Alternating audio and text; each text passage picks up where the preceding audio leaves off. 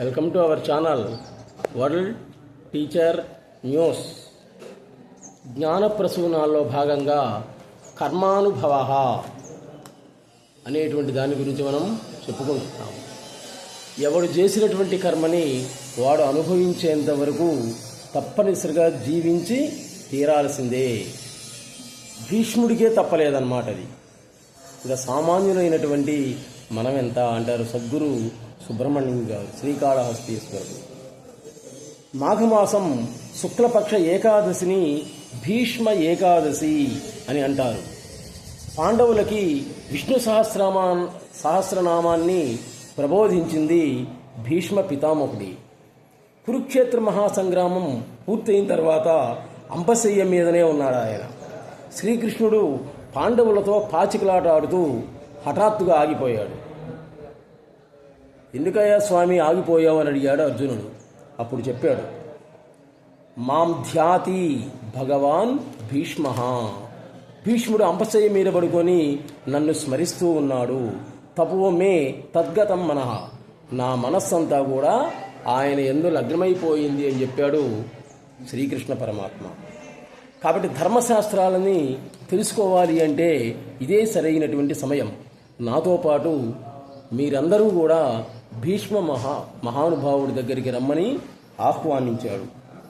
ఆయన అస్తమించాడంటే అంటే భీష్మ అస్తమయం జరిగింది అంటే సూక్ష్మమైనటువంటి ధర్మ విషయాలని చెప్పేటువంటి వాడు ఎవడు ఉండడు అని పాండవులని బలవంతంగా భీష్ముడి దగ్గరికి తీసుకొని వచ్చారు. అప్పుడు ఏ పరిస్థితిలో ఉన్నాడో చూడండి భీష్ముడు. సుమారు 3 పక్షాల నుండి అంపశయ్య మీద ఉన్నందువల్ల అంటే ఆ బాణాలు శరీరానికి గుచ్చుకున్నందువల్ల రక్తస్రావం జరుగుతూ ఉంది. బాధపడుతూ ఉన్నాడు. ఆ సమయంలో సూక్ష్మమైనటువంటి ధర్మసూత్రాలను అడిగాడు ధర్మరాజు భీష్ముణ్ణి. అన్నీ కూడా బాధపడుతూ పాపం ఏడుస్తూ వివరించి చెప్పాడు. స్వచ్ఛంద మరణం ఉన్నటువంటి వాడే ఆయన. మరి ఇంత బాధపడాలా? ముళ్ళ పండు మీద పడుకొని బాధపడాలా అంటే అదే కర్మానుభవ. అంటే చేసినటువంటి కర్మని అనుభవించాలి, తప్పదు. భీష్ముడికే అది ఆ బాధలు తప్పలేదు అని అంటాడనమాట. బాధలు భరిస్తూ ఉత్తరాయణం వరకు ఉండి ఏకాదశి పర్వదినాన శరీర త్యాగం చెయ్యాలి అని ఆ మహానుభావుడు నిర్ణయించుకున్నాడు.